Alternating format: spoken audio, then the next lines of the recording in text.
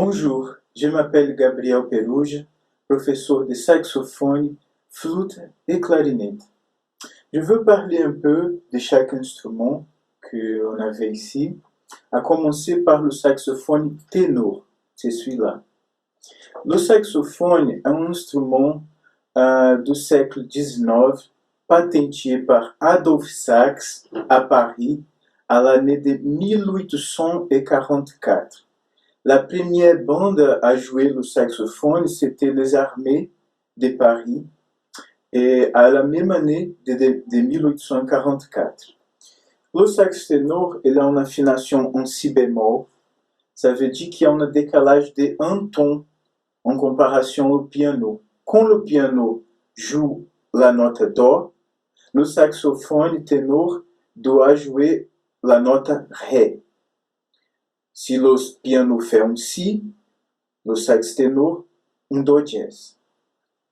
On avait ici la partie qui on souffle, qui on fait l'embouchure, on appelle le bec du saxophone, avec une ligature qui soutient le hanche. On avait plus de hanches de différentes coupes et forces. Le plus populaire coupe de hanches est le coupe américain et française. Le bec, il y a des différentes tailles d'ouverture. Tout ça pour le confort, la projection et résonance de l'instrument.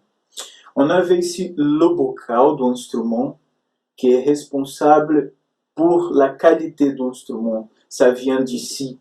Toute la couleur et résonance aussi. Une jonction de bec et bocal.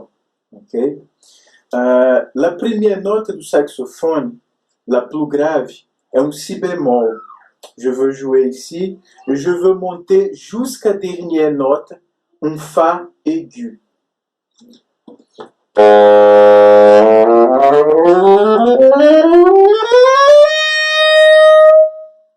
Et si j'ai envie de monter un peu plus, on avait des ressources pour jouer plus de notes. Ça veut dire que le saxophone n'est pas limité à la dernière note fa, mais on peut monter beaucoup plus. Tout dépend de l'embouchure, combien on étudie, combien on travaille. Le bec et les conditions de l'hanche, elles doivent être bonnes.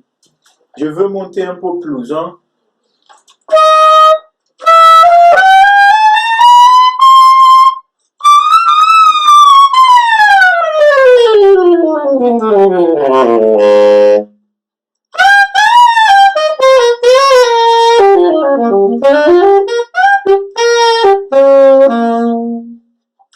Voilà, ça c'est un peu du sax ténor. Maintenant, on va parler du soprano. O soprano é aussi un si bémol, ok?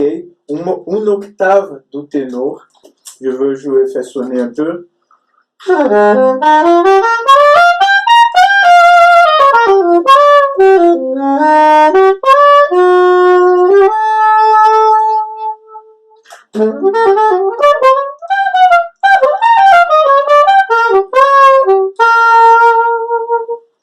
Voilà. Aussi, on avait la clarinette. La clarinette aussi est un soprano, la voix de soprano. La différence entre le saxophone et soprano, c'est que la clarinette a un son plus veludo, plus sombre. Et la mécanique est un peu différente. Un peu, pas trop. Hein.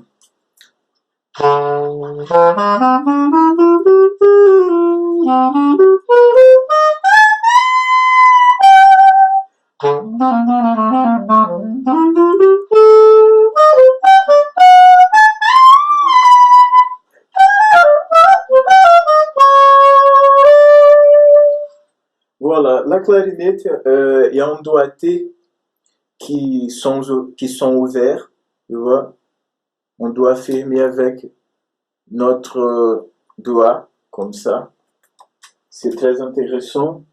C'est mêlant à la flûte transversale symphonique, qui a aussi le doigté ouvert, tu vois. La flûte transversale symphonique a une note en plus au pied, qui est au si. Ok? Je veux faire sonner un peu. La flûte transversale aussi soprano. Il y a la même affination do piano. Ok?